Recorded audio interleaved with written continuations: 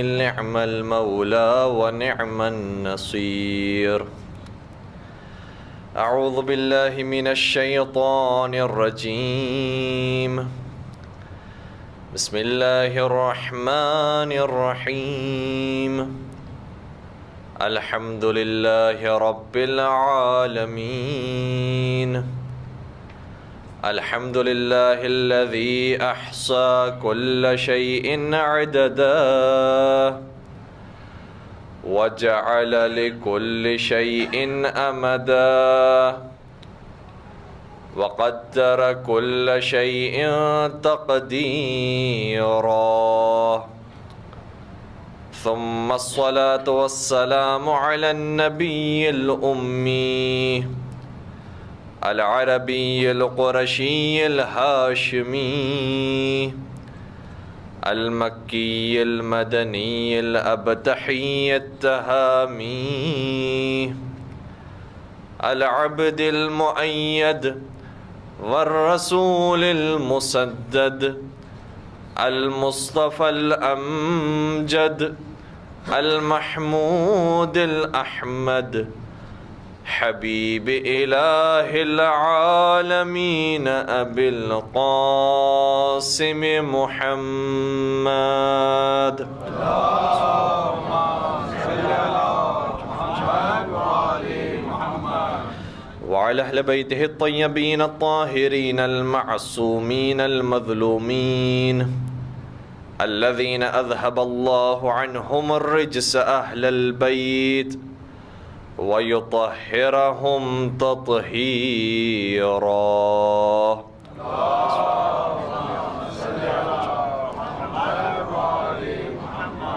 ولعنة الله على أعدائهم أجمعين. أما بعد فقد قال الله تبارك وتعالى في محكم كتابه المجيد والفرقان الحكيم. بسم الله الرحمن الرحيم. يريدون ليطفئوا نور الله بأفواههم والله متم نوره ولو كره الكافرون. درود پڑھ دیجئے محمد و آل محمد پر. اللهم صل على محمد و آل محمد. اعزائے گرامی قدر، سامعین محترم، ہم سے پہلے جو بزرگان یہاں پر آ کر آپ کی خدمت میں اہل بیت علیہ السلام کے علوم کو پیش کر کے جا چکے ہیں، میری وہ بساط نہیں کہ ان کی طرح آپ کی خدمت میں معارف اہل بیت کو بیان کر سکوں، لیکن اس مکتب کے طالب علم ہونے کی حیثیت سے جو کچھ میں نے ائمہ اطہار علیہم السلام سے اور ان کی روایات سے سیکھا ہے، کوشش کروں گا کہ ان 10 دنوں میں آپ کی خدمت میں ان معارف کو بیان کر سکوں۔ ان 10 دنوں کے لیے جس موضوع کا انتخاب کیا ہے اس کا عنوان ہے رسالہ حقوق امام سجاد علیہ السلام۔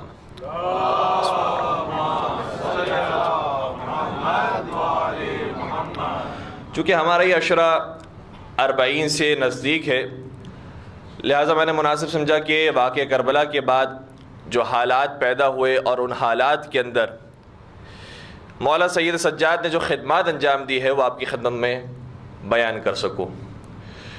اور ظاہر سی بات ہے کہ رسالہ حقوق جب موضوع ہے تو اس رسالے کے اندر جتنے حقوق بیان کیے گئے ہیں کوشش کروں گا کہ اس کے اوپر بھی کچھ نہ کچھ روشنی ڈال سکوں۔ چونکہ آج پہلی گفتگو ہے، لہٰذا مقدمتاً چوتھے سرکار کے زندگی کے ان حالات کو جو واقع کربلا کے بعد رونما ہوئے اور ان حالات کے اندر امام نے دین اسلام کو منتشر جس طریقے سے کیا ہے اور تبلیغ دین اسلام جس طریقے سے انجام دی ہے، کوشش کروں گا کہ آج کی گفتگو میں وہ آپ کی خدمت میں بیان کروں۔ آپ جانتے ہیں کہ حالات واقع کربلا کے اندر ایسے رونما ہو گئے ہیں اور اس کے بعد بھی جو حالات ہیں وہ اس قدر سنگین ہیں، خطرناک ہیں کہ کسی شریف انسان کا کام نہیں ہے کہ اب وہ اس معاشرے کے اندر زندگی گزار سکے. یعنی آپ تصور فرمائیے کہ جو روئے زمین کے اندر شریف ترین انسان اور خاندان موجود ہے، اس خاندان کو بے دردی کے ساتھ شہید کر دیا گیا. جو شریف ترین شہر موجود ہے مدینہ منورہ، اس کو تاراش کر دیا گیا. اور نہ صرف یہ کہ اس کے اندر کچھ دنوں تک قتل و غارت گری جاری رہی، بلکہ اپنے جانوروں کو مسجد نبوی کے اندر باندھا گیا، نعوذ باللہ. اور صحابیات کی عصمت دری کی گئی. تو شریف ترین خاندان کو شہید کیا گیا، شریف ترین شہر کے تقدس کو پامال کیا گیا، اور شریف ترین مکان اور گھر جو خانہ کعبہ ہے، حتیٰ اس کی حرمت کا بھی خیال نہیں رکھا گیا اور اس کے اوپر بھی سنگ باری کی گئی. جب ایسے خطرناک ترین حالات ہیں، ان حالات کے اندر سید سجاد کو حقیقی دین اسلام روشناس کروانا ہے، بہت مشکل مرحلہ ہے. اور ہماری طرح اور ہمارے جیسے دوسرے احباب کی طرح ممبر موجود نہیں ہیں کہ ہر مسجد میں جا کر آسانی سے تقریر کر سکیں، خطابت کر سکیں، بیان کر سکیں کہ قرآن مجید کی آیات کیا ہے، اس کی تفاسیر کیا ہے، احادیث نبوی کیا ہے، تاریخ کیا ہے. نہ ممبر ہاتھوں میں موجود ہے. اور پھر عجیب بات یہ ہے کہ مولا سید سجاد نے واقعہ کربلا کے بعد جتنا عرصہ گزارا ہے وہ زیادہ ہے اس عرصے کے مقابلے میں کہ جو واقعہ کربلا سے پہلے مولا سید سجاد نے گزارا. مولا سید سجاد کی عمر مبارک جو واقعہ کربلا کے وقت لکھی گئی ہے، گرچہ اس کے اندر تھوڑا سا اختلاف موجود ہے، لیکن تقریباً عمر مبارک ہے 23 برس کی. 23 برس واقعہ کربلا سے پہلے، اور پھر 34 برس تک زندہ رہے ہیں واقعہ کربلا کے بعد. تو 34 برس کوئی معمولی عرصہ نہیں ہے. ایک امام کے لیے بہت بڑا وقت ہے کہ جو معرف اسلام کو آسانی سے لوگوں کے سامنے بیان کر سکتا ہے. لیکن چونکہ حالات اس قدر سنگین ہے کہ ہر جگہ پر ہر بات نہیں کی جا سکتی، بلکہ گویا بات نہیں کرنی ہے، اپنے اعمال کے ذریعے بتانا ہے کہ اسلام کیا ہے. حالات وہ ہے. اسی لیے مولا سید سجاد نے اپنی زندگی میں یہ بیان کیا جاتا ہے کہ گرچہ کہ میں عرض کر چکا کہ واقعہ کربلا کے بعد 34 برس تک زندہ رہے، لیکن اپنی زندگی میں جو پوری زندگی ہے اس کے اندر 40 حج انجام دیے تھے. 40 حج انجام دیے تھے. اور یہ بھی روایتوں کے اندر ملتا ہے کہ امام حسن اور امام حسین علیہ الصلوۃ والسلام نے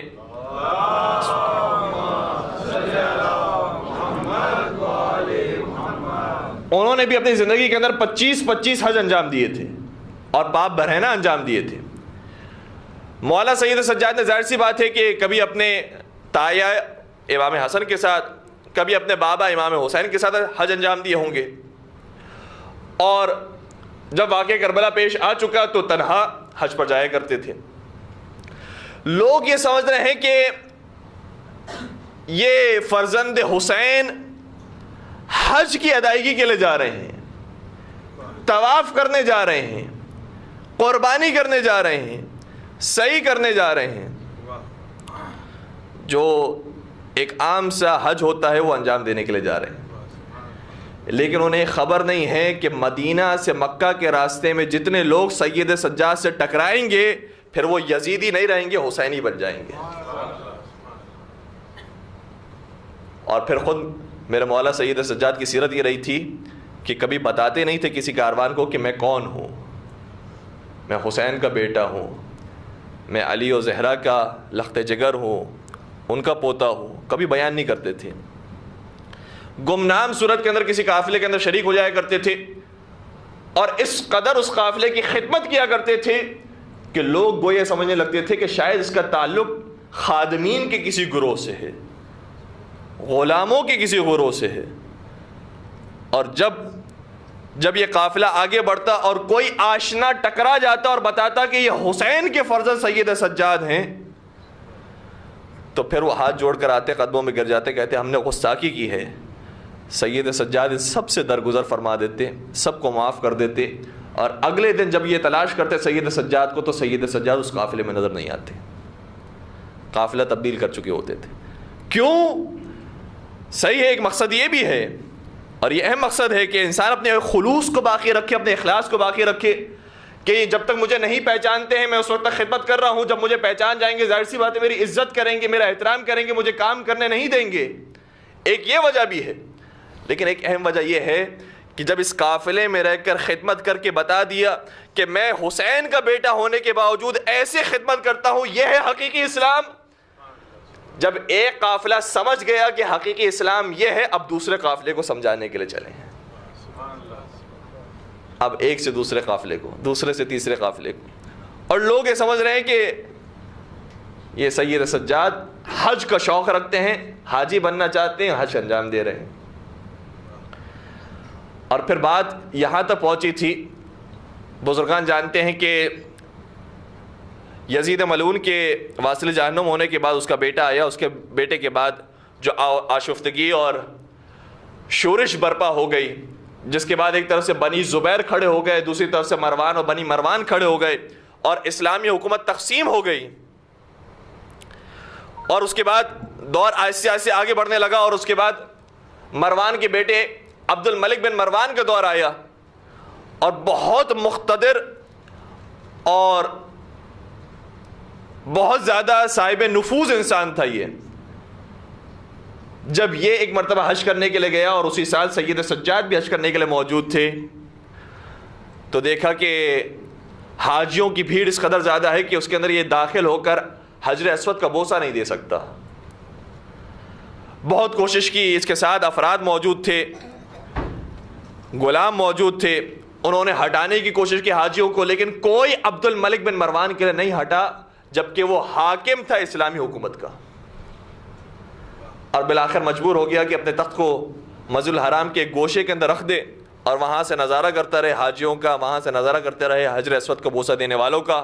تو کیا دیکھا کہ اتنے میں مولود کعبہ کا بیٹا داخل ہوا، اور جیسے ہی سید سجاد عابد بیمار خانہ کعبہ کے قریب آنے لگے، تو جیسے علی کی ماں فاطمہ زہرا کے لیے کعبے کی دیواروں میں شک آ گیا تھا، یہاں پر حاجیوں کی صفوں میں شک آ گیا، اور سید سجاد سیدھا حجر اسود کے قریب پہنچے، اسے چوما، آسانی سے بوسہ دیا، اور بہت وقار کے ساتھ وہاں سے باہر نکلے۔ جب یہ منظر عبد الملک بن مروان نے دیکھا تو اپنے ارد گرد رہنے والوں سے پوچھنے لگا کہ یہ کون ہے، اس کا اتنا احترام، ہمارے لیے کسی نے جگہ خالی نہیں کی، جبکہ میں حکومت کا سب سے بڑا فرد صف اول کے اندر ہوں، مجھ سے بہتر اور کوئی نہیں حکومت کے اندر، میرا وہ مقام و مرتبہ، لیکن اس کے باوجود یہ ایک عام سا نوجوان یہاں پر آئے حج کرنے کے لیے، سب اس کے احترام میں دور ہو گئے، یہ ہے کون؟ اور حقیقت میں یہاں پر مورخین نے لکھا ہے کہ عبد الملک خوب جانتا تھا کہ یہ کون ہے، لیکن گویا تحقیر کرنا چاہتا تھا کہ اس کے احترام میں ایسی کیا بات تھی کہ لوگ ہٹ گئے، کیوں اس کی خاطر لوگوں نے صفیں خالی کر دی، یہ تحقیر کرنا چاہتا تھا۔ لیکن وہاں پر محب اہل بیت شاعر فرزدق موجود تھا، وہ شاعر جو شاعر اہل بیت بھی ہے، حافظ قرآن بھی ہے۔ جیسے اس نے یہ جملہ سنا عبد الملک بن مروان کا کہ یہ کون ہے کہ جس کے لیے لوگوں نے صفیں خالی کر دی، تو فوراً سے فرزدق نے فی البدی اشعار پڑھے، اور کہتے ہیں کہ یہ عرب کی بہترین اشعار کے اندر شامل ہے۔ کہنے لگا ھذا الذی تعرف البطحاء وطأتا والبیت یعرفہ والحل والحرم، ھذا ابن خیر عباد اللہ کلہم، ھذا التقی النقی الطاہر العلم۔ فرزدق کہنے لگا مجھے نہیں معلوم کہ آپ کے دلوں کے اندر کیا کیفیت طاری ہو رہی ہیں، جب اس محب اہل بیت شاعر نے اپنی عقیدت کا اظہار اس طریقے سے کیا کہ تو یہ پوچھتا ہے کہ یہ کون ہے، یہ وہ ہے کہ مکے کی زمین کا چپا چپا اس کے قدموں کا بوسہ لیتا ہے، یہ وہ ہے کہ جس کو خانہ کعبہ بھی جانتا ہے، جس کو حرم بھی جانتا ہے، ہل بھی جانتا ہے۔ یہ وہ ہے کہ جو کائنات میں سب سے بہترین انسان کا فرزند ہے، یہ وہ ہے جو تقی بھی ہے، جو نقی بھی ہے، جو پاک و پاکیزہ بھی ہے، جو سربلند بھی ہے۔ یہ اشعار فرزدق نے پڑھے، اس کے بعد اس کی مجازات بھی اس نے سنبھالی ہیں، برداشت کی ہیں۔ اس کے بعد پنشمنٹ کے طور پر عبد الملک بن مروان نے ایک تو بیت المال سے اس کا حقوق بند کر دیا اور ساتھ ساتھ اسے زندان میں بھی بند کروا دیا، جس کے بعد پھر ایک تفصیلی واقعہ ہے کہ سید سجاد نے پھر انہیں آزاد کروایا اور ہدیہ بھی بھیجا جو بہت گراں قدر تھا، لیکن فرزدق نے یہ کہہ کر لوٹا دیا کہ مولا میں نے اس ہدیے کے لیے اشعار نہیں پڑھے تھے، اپنی محبت کا اظہار کیا تھا۔ یہاں فرزدق نے محبت کا اظہار کیا اور وہاں سید سجاد نے جملہ شاہ فرمایا، اے فرزدق ہم جو دے دیتے ہیں پھر واپس نہیں لیتے۔ اور اس اصرار کے بعد فرزدق نے اس ہدیے کو قبول کیا۔ تو ایک طریقہ اس زمانے کے اندر مولا سید سجاد نے جو اختیار کیا تھا وہ یہ تھا کہ مسلسل ہر سال حج پر جایا کرتے تھے۔ کوئی ممبر نہیں ہے، کوئی درسگاہ نہیں ہے، کوئی محراب نہیں ہے، لیکن اس کے باوجود جو یہ حج کا سفر ہے، اسی حج کے سفر میں بتا دیا کہ حقیقی اسلام کیا ہے۔ آج شاید اسی سنت پر عمل کرتے ہوئے ہم سب 40 کے دن کربلا کا رخ کرتے ہیں، تاکہ اگر کسی کو معلوم نہ ہو کہ کربلا میں کیا واقعہ پیش آیا، کسے شہید کیا گیا، کسے قربان کیا گیا، کون سی جنگ تھی یہ، تو آ کر دیکھو کہ ایک ظالم اور مظلوم کی جنگ تھی، آ کر دیکھو کہ حق اور باطل کی جنگ تھی، آ کر دیکھو کہ ایک پانی پلانے والوں کی اور پیاسے رہنے والوں کی جنگ تھی، یہ ان کی جنگ تھی۔ آج ہم پانی پلا کر نیاز تقسیم کر کے تبرک بانٹ کر بتاتے ہیں کہ ہمارا رشتہ جڑتا ہے حسین مظلوم کے ساتھ کہ جنہوں نے ہور جیسے دشمن کو بھی پانی دیا تھا۔ تو آقا سید سجاد نے اس طریقے سے ایک یہ انداز تھا کہ تبلیغ دین انجام دی۔ دوسرا انداز مولا متقیان حضرت امیر المؤمنین حضرت علی بن ابی طالب علیہ السلام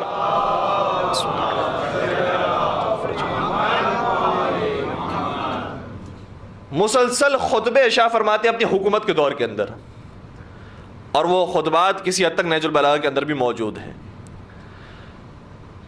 یہ جو خطبات کا کام کیا ہے مولا متقیان نے، وہ خطبات کے بجائے مولا سید سجاد نے وہ کام دعاؤں سے لیا ہے۔ توجہ ہے میرے ساتھ؟ دعاؤں کے ذریعے مولا سید سجاد نے بیدار کیا ہے۔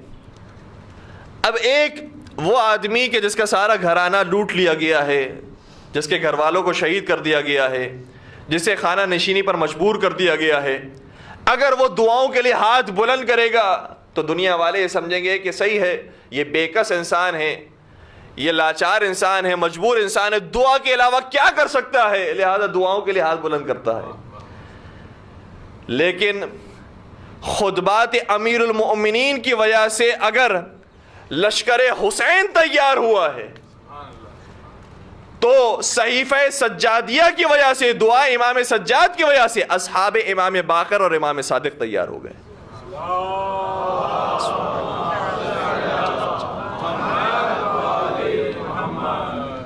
دنیا والے سمجھ رہے تھے کہ یہ اپنے لیے دعائیں مانگ رہے ہیں کہ پروردگار میرے رزق میں اضافہ کر دے، مجھے وسعت دے دے، مجھ پر رحم فرما، میری مجبوریوں کو، میرے مصائب کو دور کر دے۔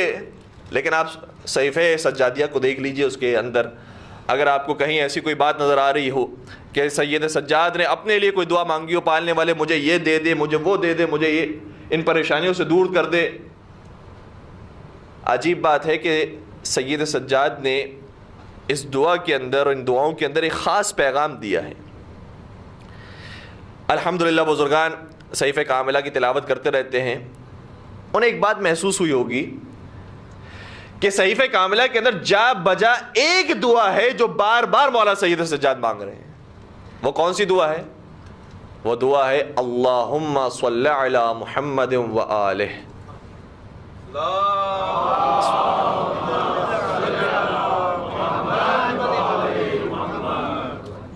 بعض بعض دعائیں تو ایسی ہیں جس میں 10 سے زیادہ مرتبہ مولا نے فرمایا اللہم صلی علی محمد وآلہ، اللہم صلی علی محمد وآل محمد، بار بار بیان فرمایا.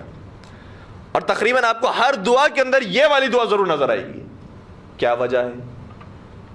کیا وجہ ہے کہ بار بار مولا سید سجاد درود بھیج رہے ہیں محمد پر، آل محمد پر؟ اگر تاریخ کا مطالعہ کیا جائے تو اس دعائی نقطے میں سے ایک بات سمجھ میں آتی ہے، وہ یہ ہے کہ امام جس دور کے اندر زندگی گزار رہے تھے، خاندان رسول کو، آل رسول کو شہید کر دیا گیا، ان کی حرمت کا خیال نہیں رکھا گیا. اب جو حکومتیں کھڑی ہوئی ہیں وہ بنی مروان کی ہے، بنی زبیر کی ہے. جب یہ حکومتیں بھی کھڑی ہوئی ہیں اور بنی امیہ سے اقتدار کو لینا چاہ رہی تھیں، تو ان کا یہ طریقہ نہیں تھا کہ یہ وہ والا نعرہ بلند کرنے والے ہوں کہ جو نعرہ بعد میں جا کر بنی عباس سے بلند کیا. بنی عباس جب کھڑے ہوئے تھے تو وہ کالے لباس پہن کر کھڑے ہوئے تھے، ان کا نام ہی ان کے لشکر کا نام پڑ گیا تھا سیاہ جامگان. یہ وہ لوگ ہیں کہ جو کالا لباس پہننے والے ہیں. بنی عباس کے لوگ اس طریقے سے مولا حسین کے نام کو زندہ رکھنے والے تھے اور آزاداری کرنے والے تھے. اس کے بعد تفصیل الگ ہے کہ بنی عباس سے پھر کیا کیا کام انجام دیے. تو بنی عباس کا طریقہ اور تھا، اور واقعہ کربلا کے بعد ابھی جو حکومتیں کھڑی ہونے والی ہیں بنی مروان کی اور بنی زبیر کی، ان کا طریقہ اور تھا. وہ یہ کہنے والے تھے کہ ہم آل رسول کو ان کا حق نہیں دلا رہے، ہم دین رسول اکرم کو بیدار اور زندہ کرنے والے ہیں، ہم نام محمد کو بلند کرنے والے ہیں، ہم نام پیغمبر کو زندہ رکھنے والے ہیں. لہٰذا جب وہ درود بھیجتے تھے تو بطور خاص یہ خیال رکھتے تھے کہ درود بھیجتے ہوئے کہیں اللہم صلی علی محمد اور بس. اس کے بعد درود میں آگے وآل محمد نہیں کہا کرتے تھے. کہ اگر وآل محمد کہا جائے تو پھر سید سجاد کے تو فضائل ہیں. پوری امت اسلامیہ آل محمد یعنی سید سجاد پر درود بھیج رہی ہے، حسین پر درود بھیج رہی ہے، آل رسول پر درود بھیج رہی ہے. لہذا بطور خاص بعض گروہوں نے یہ طریقہ اختیار کیا کہ جب وہ درود بھیجتے تھے تو اللہم صلی علی محمد پر آ کر رک جایا کرتے تھے. مولا سید سجاد نے صحیفہ کاملہ کے اندر صرف صلواتیں نہیں بھیجی ہیں، صلوات کے ذریعے وہ کام لیا ہے کہ حکومتیں لرز گئیں. حکومت یہ سمجھ رہی تھی کہ ہم اس طریقے سے سید سجاد کے مقام کو گرائیں گے، ان کی عزت کو پامال کریں گے، ان کو جو مقام دنیا والے دینا چاہ رہے ہیں ہم انہیں لینے نہیں دیں گے. لیکن سید سجاد نے اپنے گھر کے اندر بیٹھ کر اپنے خاص اصحاب کے سامنے ان دعاؤں کو پڑھ کر، جس میں جب درود بھیجتے تھے تو آل محمد پر درود بھیجتے تھے، یہ پیغام دے دیا کہ جہاں جہاں محمد کا نام آئے گا وہاں آل محمد کا نام بھی آئے گا، جہاں جہاں محمد کا نام باقی ہے وہاں وہاں آل محمد کا نام باقی ہے. اور آج تقریباً جس جگہ پر بھی اور جہاں پر بھی مسلمان آباد ہیں، جب وہ درود بھیجتے ہیں تو ہمیشہ محمد کے بعد آل محمد پر درود بھیجتے ہیں. اگر یہ سنت سجادیہ نہ ہوتی، اگر یہ سیرت سجادیہ نہ ہوتی تو آج مسلمان تو ہوتے مگر وہ محمد پر درود بھیجنے والے ہوتے، آل محمد پر نہ بھیجتے. درود پڑھ دیجئے محمد و آل محمد پر.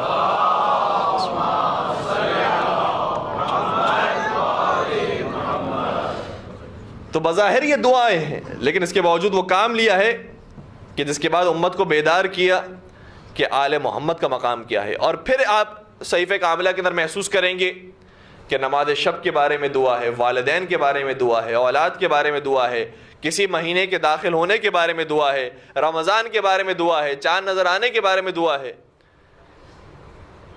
یہ سارے موضوعات بتا رہے ہیں کہ مولا سید سجاد خانہ نشینی کے عالم میں اپنے لیے دعائیں نہیں مانگ رہے ہیں، یہ تبلیغ دین ہے جو انجام دے رہے ہیں. یہ دوسرا نقطہ. اور اب تیسری بات کی طرف آتے ہیں. مولا سید سجاد کا لقب ہے سجاد، زین العابدین، سید الساجدین. دنیا والے سمجھ رہے ہیں کہ حسین کے بیٹے صرف نماز پڑھنے والے ہیں، سجدے کرنے والے ہیں، عبادتیں کرنے والے ہیں، اور حقیقت یہ ہے کہ مولا سید سجاد نے وہ عبادتیں انجام دی ہیں کہ امام باقر یہ گواہی دیتے ہیں کہ کان علی بن الحسین یصلی فی اليوم واللیلۃ 1000 رکعۃ تطوعا، اور بعض جگہ پر ملا ہے کما کان یفعل امیر المؤمنین علیہ السلام، کہ علی بن الحسین سید سجاد دن و رات میں 1000 رکعت نماز پڑھا کرتے تھے، 1000 رکعت نماز پڑھا کرتے تھے۔ اگر کوئی 100 رکعت نماز پڑھنے والا بھی ہو تو ہمارے نظر میں وہ عارف بن جاتا ہے، ہم اس کے ہاتھوں کو چومتے ہیں، سینے سے لگاتے ہیں، اس کے ماتھے کا بوسہ دیتے ہیں۔ سید سجاد دن و رات میں 1000 رکعت نماز پڑھنے والے تھے، اور لوگ یہ سمجھ رہے تھے کہ صرف سید سجاد نمازیں پڑھ رہے ہیں، نماز پڑھنے سے کیا فرق پڑے گا۔ مولا سید سجاد جو نماز پڑھ رہے تھے، وہ نماز جو سید سجاد پڑھ رہے ہیں اور وہ نماز جو دنیا والے پڑھ رہے ہیں، اس میں زمین آسمان کا فرق ہے۔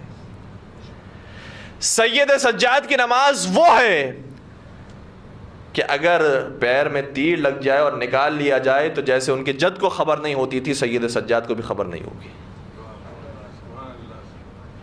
اور وہ جو نماز پڑھنے والے ہیں وہ ایسے نماز پڑھنے والے تھے کہ خود عبد الملک بن مروان، جب مروان کا انتقال ہوا اور اس کا بیٹا حکومت پر آیا تو اس کا لقب مشہور تھا حمامۃ المسجد، یہ مسجد کا کبوتر ہے، یہ مسجد میں بیٹھنے والا ہے، یہ مسجد میں عبادتیں کرنے والا ہے۔ کس کا لقب ہے؟ سید سجاد کا نہیں، عبد الملک بن مروان کا لقب ہے کبوتر مسجد۔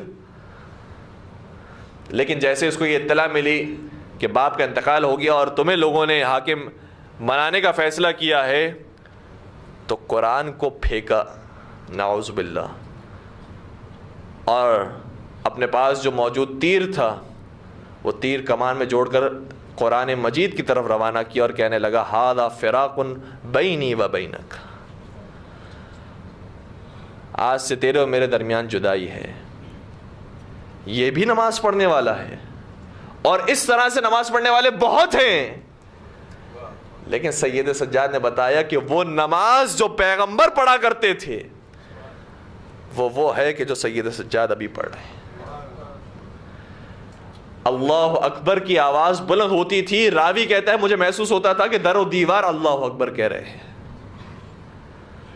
جب مالک یوم الدین پر پہنچتے تھے ایسا گریہ فرماتے تھے، بار بار تکرار کرتے تھے مالک یوم الدین، مالک یوم الدین، مالک یوم الدین، اور روتے جاتے تھے۔ کہاں وہ نماز، کہاں یہ نماز۔ گویا سید سجاد نے ایک اور انداز سے درس یہ دیا ہے کہ اس دور کے اندر عبادتیں تو موجود تھی مگر روح عبادت ختم ہو چکی تھی۔ وہ روح جو ختم ہو گئی تھی، سید سجاد کی عبادتوں نے وہ روح پھونک دی۔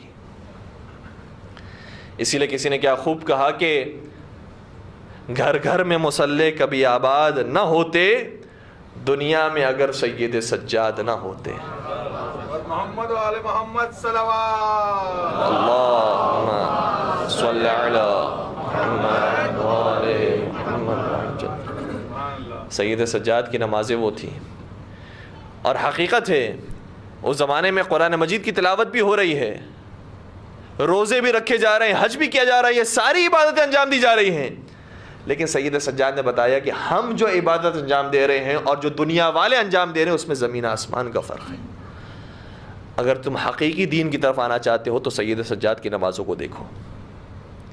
اور یہ بھی میں آپ کی خدمت میں عرض کروں، یہ بات کئی دفعہ بزرگان نے سنی ہوگی اور ہم جیسے طالب علموں نے بھی کئی مرتبہ اپنے اساتذہ سے سنی ہے کہ دیکھو کبھی تبلیغ کرنے کے لیے جاؤ تو یہ نہ سمجھنا کہ تبلیغ صرف زبان سے ہوتی ہے، توجہ ہے، یہ نہ سمجھنا کہ تبلیغ صرف زبان سے ہوتی ہے، تمہارا سارا وجود تبلیغ کر رہا ہوتا ہے۔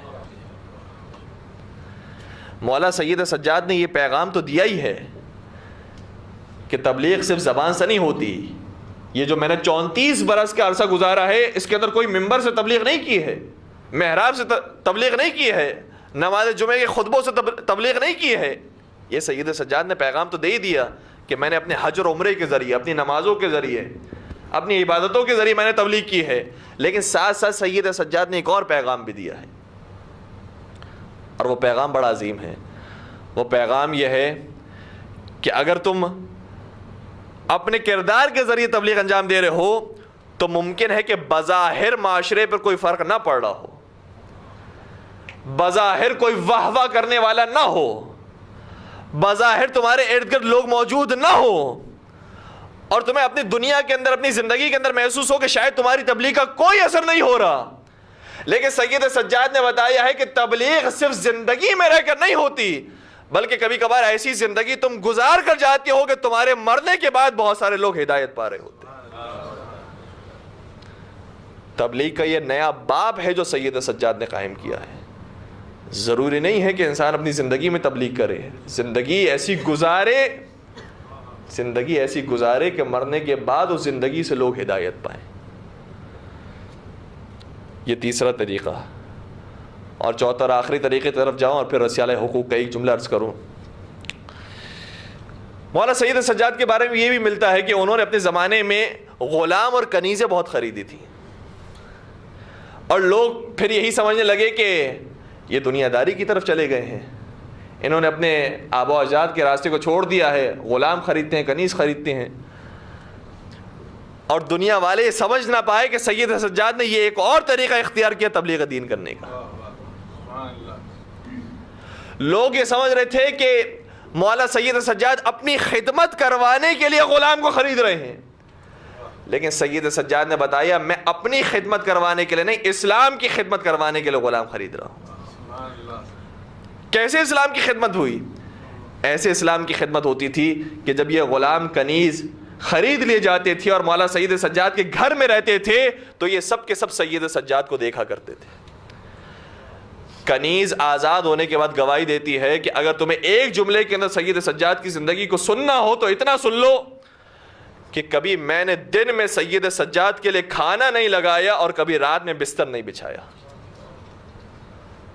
یہ کنیزیں، یہ غلام جب سید سجاد کی زندگی کو اس طریقے سے دیکھتے تھے اور پھر سید سجاد انہیں آزاد کر دیا کرتے تھے تو یہ آزاد ہونے کے بعد آزاد نہیں ہوتے تھے، غلام سید سجاد بن جایا کرتے تھے۔ کون کون سے انداز ہیں جو تبلیغ دین کے مولا سید سجاد نے متعارف کروائے ہیں، اور یہ ہمارے آپ کے لیے سب کے لیے درس ہے۔ ممبر بہت بڑا ذریعہ ہے تبلیغ کا، محراب بہت بڑا ذریعہ ہے تبلیغ کا، لیکن مولا سید سجاد نے کہا ہے اگر حوصلہ موجود ہو، اگر ہمت قائم ہو تو پھر تمہارے ذہن کے اندر بھی بہت سارے طریقے آ سکتے ہیں تبلیغ دین کرنے کے۔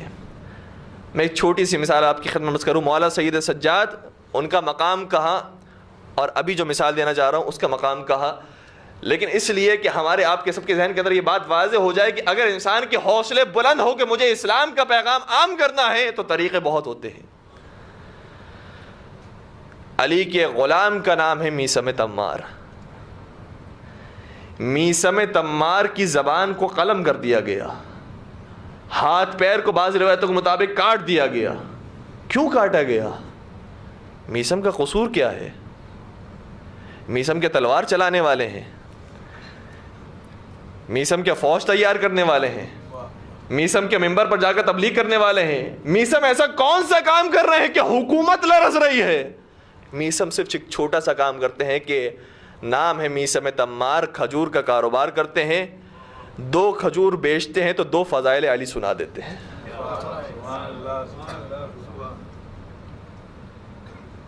یہ جو آنے والا آتا ہے یہ صرف کھجور لے کر نہیں جاتا، یہ علی کے فضائل لے کر بھی جاتا ہے۔ اگر حوصلے بلند ہو تو انسان کے پاس طریقے بہت ہیں۔ خود ہمارے ایک ساتھی ہیں جن کا تعلق ملیشیا سے ہے، اور انہوں نے بتایا کہ ہم وہاں پر کیسے علوم آل محمد کو عام کر رہے ہیں۔ انہوں نے کہا کہ ہم وہاں پر نماز کی بات، روزے کی بات، حج و زکوٰۃ کی بات نہیں کرتے، وہاں فضائل علی بھی نہیں سناتے، وہاں فضائل اہل بیت بھی نہیں بیان کرتے۔ کہا پھر آپ کیا کرتے ہیں؟ کہا ہم نے وہاں پر جا کر ایک کام کیا ہے جس کی وجہ سے لوگ اسلام کی طرف آ رہے ہیں، اور وہ کام یہ کیا ہے کہ ہم نے وہاں جا کر طب اسلامی کو متعارف کروایا۔ طب اسلامی کیا ہے؟ اسلامک میڈیکل کیئر،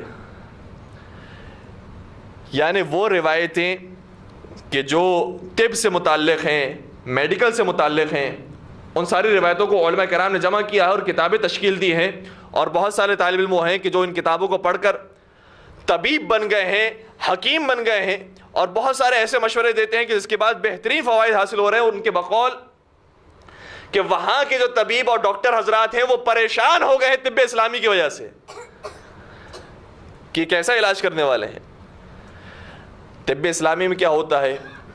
جب طب اسلامی کا علاج کرنے کے بعد یہ جو تقریباً لا علاج مریض ہوتا ہے وہ علاج پا کر چلا جاتا ہے اور آ کر سوال کرتا ہے کہ آپ نے ہمارا علاج کیسے کیا، آپ کو یہ نسخہ کس نے بتایا، یہ دوائی کس نے تجویز کی آپ کو، تو وہ اتنا بتاتے ہیں کہ یہ دوائی 1400 سال پہلے قال الباقر قال الصادق نے بتائی تھی۔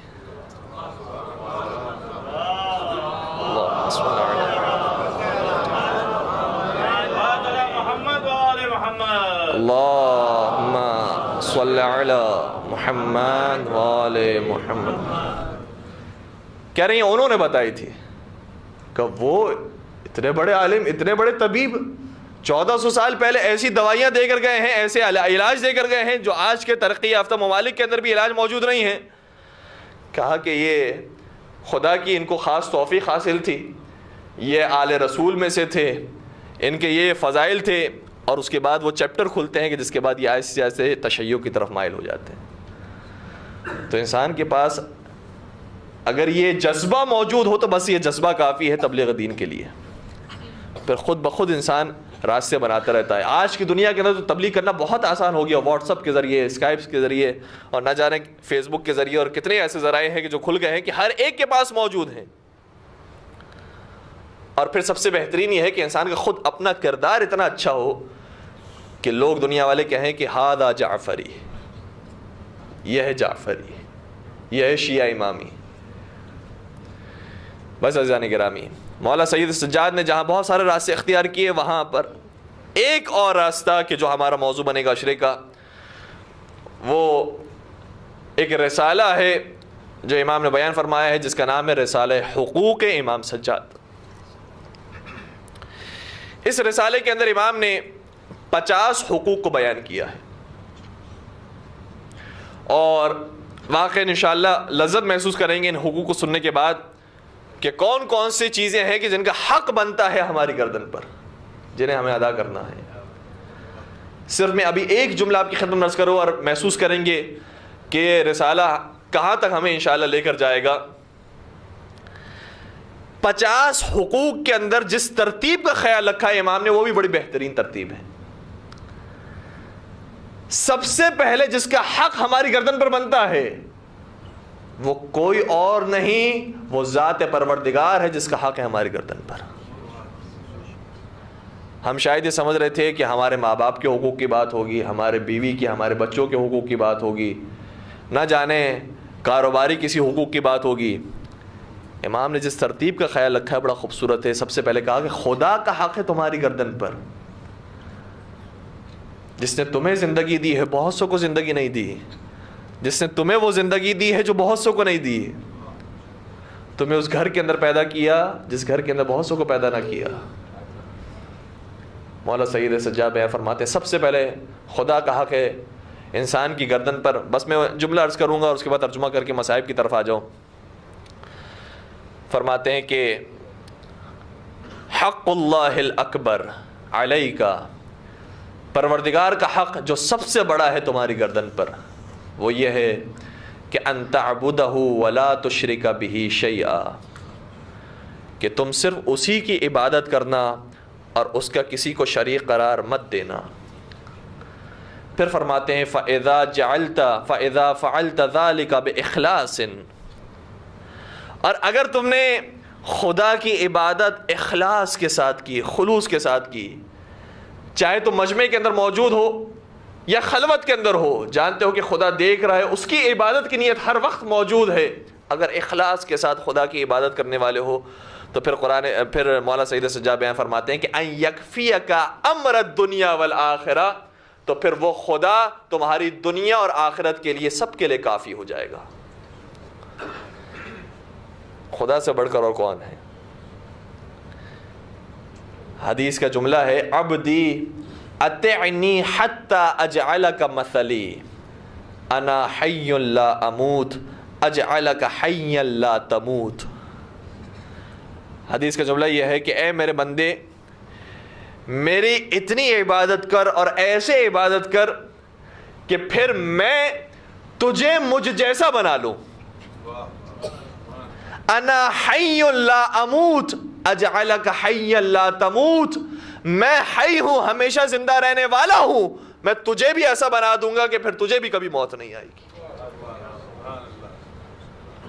آج جہاں جہاں پر بھی اشہد ان لا الہ الا اللہ کی آواز بلند ہوتی ہے، ساتھ ساتھ کہنا پڑتا ہے اشہد ان محمد رسول اللہ.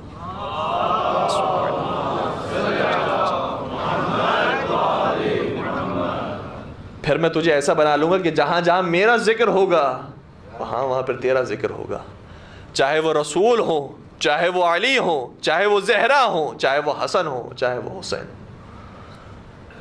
یہ سب وہ تھے کہ خدا کی عبادت میں ایسے خالص تھے کہ زندگی تو یہاں کی فنا ہو گئی مگر ان کا نام فنا نہ ہو سکا، ان کا نام ہمیشہ زندہ ہے. اور آقا سید سجاد کے بارے میں تو شہید محسن نقوی نے کیا خوبصورت شعر کہا تھا. کہتے ہیں کہ سجاد کی آنکھیں ہیں کہ مرجاں کی دکانیں، سجاد کی آنکھیں ہیں کہ مرجاں کی دکانیں، سجاد کی آواز سے ہے گنگ زبانیں، سجاد کے دشمن اسے مانے کہ نہ مانے، گونجے گی زمانے میں جہاں تک یہ اذانیں، سجاد کے حصے میں یہ اعزاز رہے گا. توجہ رکھیے گا، یہ اعزاز بڑا عجیب ہے جو محسن نقوی کے ذہن میں آیا اور کیا قلم کیا انہوں نے. کہتے ہیں کہ سجاد کے حصے میں یہ اعزاز رہے گا، سجاد پہ سجدوں کو صدا ناز رہے گا. نعرہ حیدری یا محمد وآل محمد صلوات. اللہم صلی علی محمد وآل محمد وعجل یا علی یا علی یا علی مدد حیدر. ماشاءاللہ. محمد وآل محمد صلوات. اللہم صلی علی محمد وآل محمد وعجل فرجہم. بس عزیزان گرامی بات کو یہیں پر مکمل کروں.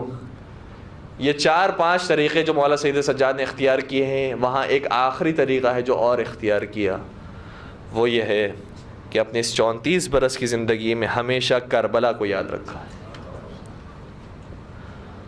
اور پھر یہ بھی درس دیا ہے مولا سید سجاد نے کہ کربلا کو یاد کرنے کے لیے کسی مجلس کی ضرورت نہیں ہے. کربلا کو یاد کرنے کے لیے خاص نوحہ کی خطابت کی ضرورت نہیں ہے. سید سجاد کی مجلس تو پانی کو دیکھ کر ہو جاتی تھی. اجرکم علی اللہ. سید سجاد نے بتایا ہے کہ مجلس کے لیے ضروری نہیں ہے کہ کسی ہال کا انسان محتاج ہو. ہال ہو نہ ہو، افراد ہو نہ ہو، مختلف بہانوں سے کربلا کو یاد رکھا ہے.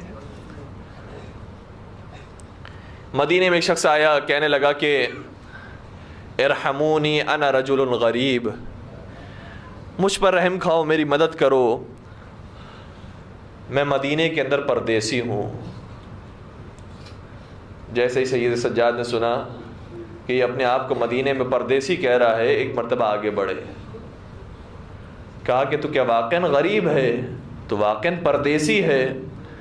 کہتا ہے ہاں مولا میں پردیسی ہوں. کہا مجھے اتنا بتا کہ اگر تیرا یہی مدینے کے اندر انتقال ہو جائے تو تجھے غسل و کفن دیا جائے گا؟ کہتا ہے کہ اے سید سجاد کیسے غسل و کفن نہ دیا جائے جبکہ میں مسلمانوں کے درمیان ہوں؟ جب مسلمانوں کے درمیان میرا انتقال ہوگا تو یقیناً کوئی آئے گا جو غسل دے گا اور کوئی آئے گا جو کفن پہنائے گا، جو آئے گا کوئی دفنائے گا. سید سجاد نے کربلا کا رخ کیا اور کہا السلام علیکہ یا ابا عبد. بابا غریب کربلا آپ پر سلام. آپ کو یہ 30,000 کا مسلمانوں کا لشکر مار کر چلا گیا، کوئی ان میں ایک بھی کھڑا نہ ہوا جو آپ کو غسل و کفن دیتا، جو آپ کو دفناتا۔ کبھی سید سجاد مدینے میں قصاب کی دکان سے گزرتے تو قصاب کی دکان پر مجلس برپا کر دیتے، سوال کرتے قصاب سے کہ تو جس جانور کو لے کر جا رہا ہے اسے پانی بھی پلایا ہے؟ کہتا ہے کہ آقا سید سجاد، میں آپ کی جد کے شریعت کا ماننے والا ہوں، جب تک پانی نہ پلاؤں جانور کو ذبح نہیں کرتا۔ بس سید سجاد نے وہاں مصائب پڑھنا شروع کر دیے، کہنے لگے السلام علیکہ یا ابا عبداللہ، بابا، میرے پیاسے بابا، آپ پر میرا سلام۔ یہاں مدینے کے جانور بھی سیراب ہوتے ہیں پھر ذبح ہوتے ہیں، اور آپ کے شش ماہے کو بھی پیاسے ذبح کیا گیا۔ اجرکم علی اللہ، اجرکم علی اللہ۔ سید سجاد جا بجا مجلس عزا برپا کرتے رہے، مگر عزاداروں ایک روایت ملتی ہے کہ جہاں بطور خاص مجلس تھی اور اس میں سید سجاد شریک ہوئے، عجیب مجلس ہوگی جہاں سید سجاد شریک ہوئے ہو۔ زہری آئے خدمت امام میں اور کہنے لگے کہ مولا میں آپ کو دعوت دینا چاہتا ہوں۔ امام نے فرمایا ہم نے کربلا کے واقعے کے بعد کسی دعوت کو قبول نہیں کیا، کیا کہ مولا یہ دعوت کوئی عام دعوت نہیں ہے، آپ کے جد کی مجلس برپا کی ہے، اس کی دعوت دینے کے لیے آئے۔ مولا سید سجاد کہنے لگے اگر ہمارے بابا کی مجلس ہے ہم ضرور شرکت کریں گے۔ وقت کا تعین ہوا، اس معینہ وقت پر امام مجلس کے اندر حاضر ہوئے۔ جیسے ہی مجلس کے اندر قدم رکھا، جتنے لوگ موجود تھے جیسے ہی سید سجاد کو دیکھا دھاڑے مار مار کر رونے لگے، اور اس قدر روئے روایت کہتی ہے کہ مولا سید سجاد کو غش آ گیا۔ لوگوں کا گریہ جاری رہا، نہ جانے، اب روایت کا میں نے جملہ نہیں دیکھا، نہ جانے کس خطیب نے آ کر مصائب پڑھے، کس شاعر نے آ کر مرثیے پڑھے، نہیں مجھے معلوم، یا رات کی تاریخی تھی، کیا واقعہ پیش آیا۔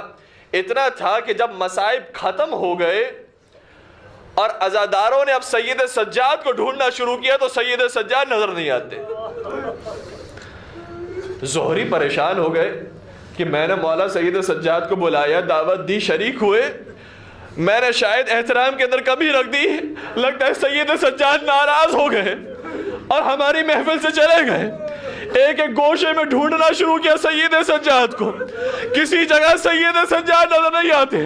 اب ایک مرتبہ گھر سے باہر قدم اٹھایا، جا کر دیکھے محلہ بنی ہاشم میں تو نہیں پہنچ گئے، لیکن جیسے دروازے پر آئے کیا دیکھا، دروازے پر سید سجاد۔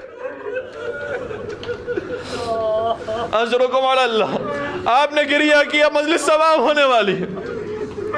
ایک مرتبہ زہری نے سوال کیا مولا آپ کو مجلس میں دعوت دی تھی، آپ قریب آ کر بیٹھتے، صدر محفل میں بیٹھتے، آپ کے دروازے کے قریب جا کر کھڑے ہو گئے۔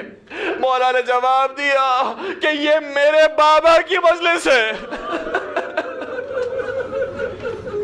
اور ہر وارث کو زیب دیتا ہے کہ جس کے باپ کی مجلس منعقد کی جائے اس میں بیٹا استقبال کے لیے کھڑا ہو۔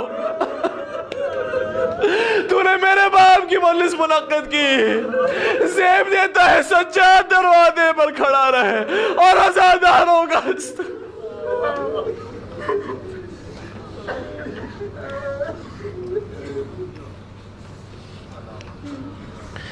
الا ولعنت اللہ علی القوم الظالمین وسيعلم الذين ظلموا آل محمد ایام منقلب ينقلبون۔ خداوندہ ان آنسوں کو رومال حضرت سیدہ میں جگہ عنایت فرما، ان آنسوں کے صدقے میں ہمارے تمام گناہ کبیرہ و صغیرہ کی مغفرت فرما، ہمارے تمام مرحومین و مرحومات کی مغفرت فرما۔ پالنے والے جو حاضرین محفل یہاں پہ جمع ہوئے ہیں ان تمام کی جائز شرعی حاجات کو پورا فرما۔ بانیان مجلس کی، حاضرین مجلس کی جائز شرعی حاجات کو پورا کرنے کے ساتھ ان کی توفیقات میں اضافہ فرما۔ پالنے والے ہم سب کو کربلا معلیٰ کی زیارت نصیب فرما، چاردہ معصومی کی زیارت ہم سب کو عطا فرما، حجر و عمرے کی سعادت سے ہم سب کو بہرمند فرما، علماء حقہ کا سایہ ہمارے سر پر قائم و دائم فرما۔ بے اولاد مومنین کو مولا سید سجاد کے صدقے میں اولاد صالح اور نرینہ عطا فرما. جو رزق کی پریشانی مبتلا ان کے لیے رزق حلال و طیب عطا فرما. جو رزق حلال کما رہے ان کے رزق میں برکت و وسعت و کثرت عطا فرما. تمام مظالم سے انتقام کے لیے اپنی آخری حجت امام عصر والزمان کے ظہور میں تعجیل فرما. ہمیں ان کے اعوان و انصار عاشقین و محبین میں شمار فرما.